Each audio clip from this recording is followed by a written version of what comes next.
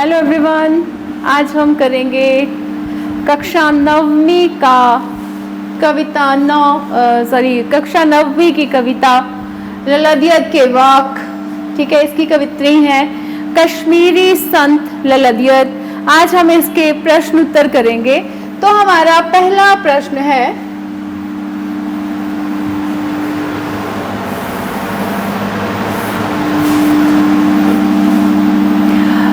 रस्सी शब्द यहाँ पर किसके लिए प्रयुक्त हुआ है और वह कैसी है? तो रस्सी शब्द यहाँ प्रयोग मनुष्य की सांसों के लिए हुआ है। रस्सी शब्द यहाँ मनुष्य की सांसों के लिए कहा गया है, जो मनुष्य के शरीर या जीवन रूपी नाव को खींच रही है। ठीक है, जो मनुष्य के शरीर को या हमारा शरीर जीवन जो है एक नाव की तरह है। जैसे नाव एक रस्सी से चलती है, उसी प्रकार से हमारी सांसों को, मनुष्य की सांसों को यह रस्सी खींच रही है। तो कवित्री के अनुसार यह रस्सी बहुत कच्ची है और कभी भी टूट सकती है। तो कवित्री यहाँ ये कहना चाह रही है कि यह रस्सी बहुत कच्ची है और यह कभी भी टूट सकती है। हमारा दूसरा प्रश्न है, कवित्री यहाँ मुक्ति के लिए किए जाने वाले प्रयास व्यर्थ क्यों हो रहे हैं? मतलब जो कवित्री मुक्ति के लिए जो प्रयास कर रही है वो व्यर्थ क्यों हो रहे हैं? कवित्री ने प्रभु से मिलने के लिए या मुक्ति के लिए भक्ति का सीधा मार्ग न अपनाकर उसने हठ योग का सहारा लिया, लेकिन उसमें भी वह ठीक से नहीं चल पाई और सारी उम्र गुजर जाने के बाद भी उनको प्रभु से मिलने का मार्ग ज्ञात नहीं हुआ, प्रभु से मिलने का मार्ग अभी प्राप्त नहीं हुआ। इसलिए वह इधर उधर भटक रही है और उनकी मुक्ति पाने के सारे प्रयास विफल हो रहे हैं, असफल हो रहे हैं। हमारा अगला प्रश्न है, कवित्री का घर जाने की चाह से क्या तात्पर्य है? कवित्री ये क्यों कह रही है कि घर जाने की चाह से क्या अर्थ है, उनका क्या तात्पर्य है? तो यहाँ पर घर जाने की चाह से तात्पर्य है कि संसार के इस जन्म मरण के बंधन से, ठीक है, ये जो जन्म मरण का बंधन है, उस रूपी भवसागर से वो पार होकर उस परमात्मा में विलीन हो जाना चाहती है, जो सभी जीवात्माओं का स्थायी घर है। जहां से सभी जीवात्माएं आई हैं, वहीं वो रहना चाहती है। हमारा अगला प्रश्न है, भाव स्पष्ट कीजिए। जय टटोली कोड़ी ना पाई। इस पंक्ति का भाव स्पष्ट करना है। भावार्थ, अपने जीवन के अंत समय में जब कवित्री अपनी जिंदगी का हिसाब किताब करने बैठी, अब यहाँ पे अपने जीवन का, जब उसके जीवन का अंत समय आया, तो कवित्री जो थी, जब अपने जीवन का हिसाब किताब करने लगी, तो उन्हें अपनी झोली बिल्कुल खाली नजर आई। ठीक है, तब उन्हें लगा कि उन्होंने अपने पूरे जन्म जीवन में पुण्य कर्म या अच्छे कर्म तो किए ही नहीं है, और अब उनके पास पुण्य कर्म करने का समय भी नहीं है, वो भी खत्म हो चुका है, क्योंकि वो मृत्यु के काफी निकट है।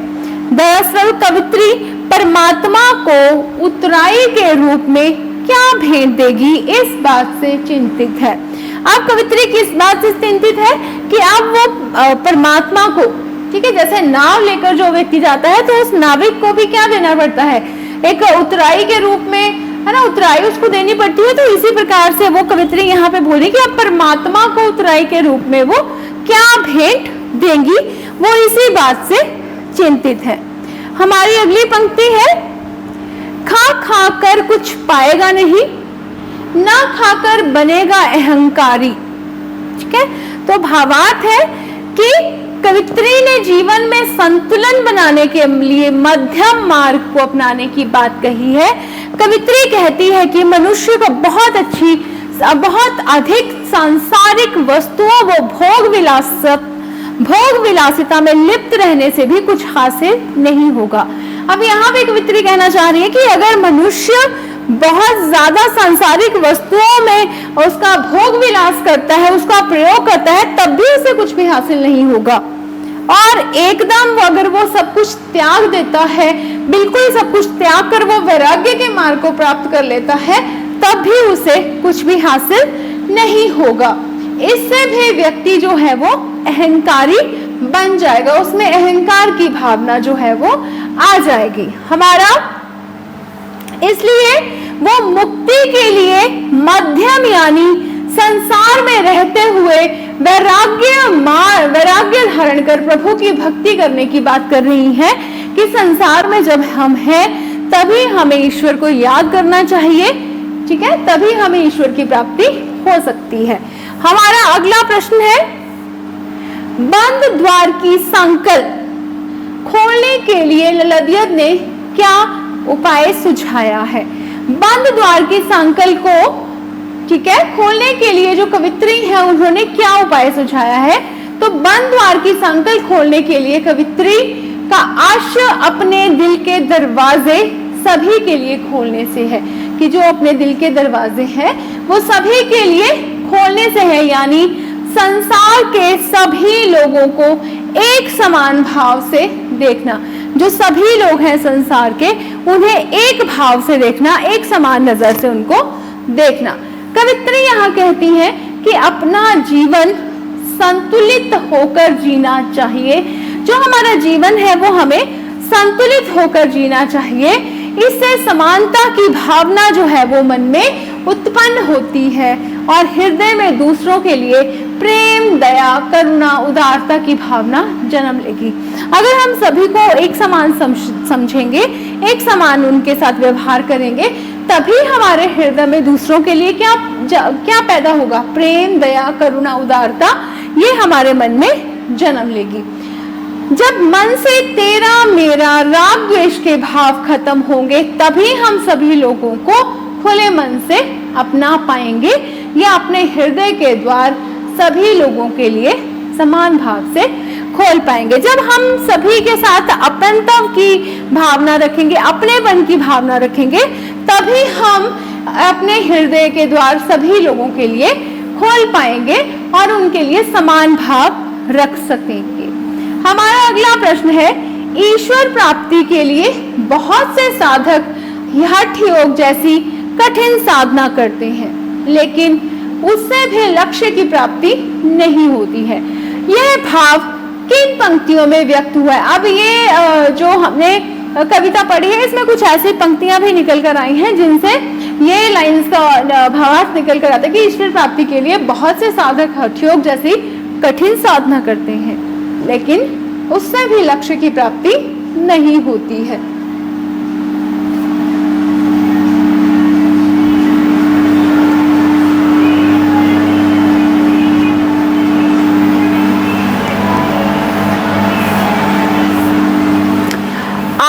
सीधी राह गई न सीधी राह, सुषुम सेतु पर खड़ी थी, बीत गया दिन आह, जेब टटोली कोड़ी न पाई, माझी को दूं क्या उतराई। ठीक है, तो ये पंक्तियां हैं।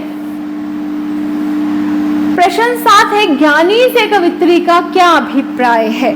तो ज्ञानी से कवित्री का अभिप्राय है कि उसके अनुसार कवित्री ललद्यद, कश्मीरी संत ललद्यद, ठीक है, तो उनके अनुसार ईश्वर कण कण में व्याप्त है, वह हर इंसान के अंदर समाये हैं। इसलिए ज्ञानी व्यक्ति वह है जो ईश्वर को मंदिर मस्जिद में ढूंढने की बजाय अपने अंदर ढूंढने का प्रयास करते हैं, अपने भीतर खोजने का प्रयास करते हैं, अपने आप को जानने पहचानने का प्रयास करते हैं और अपने मन को पवित्र व निर्मल कर ईश्वर भक्ति में लीन रहता है, क्योंकि उस परमात्मा से मिलने का यही एकमात्र साधन है, यही एकमात्र रास्ता है। हम ईश्वर की प्राप्ति तभी कर सकते हैं अगर हम उनको अपने भीतर खोजेंगे, हम सभी को एक भाव से देखेंगे, सभी को समानता की नजर से देखेंगे और अपने आप को जानने पहचानने का प्रयास करते हैं। हम तो अपने मन को हम पवित्र और निर्मल करके ही ईश्वर की भक्ति में हमारा मन लीन हो सकता है, रह सकता है, क्योंकि उस परमात्मा को मिलने का यही एकमात्र सहारा है। इसके अलावा हम परमात्मा को किसी भी तरह से प्राप्त नहीं कर सकते। धन्यवाद।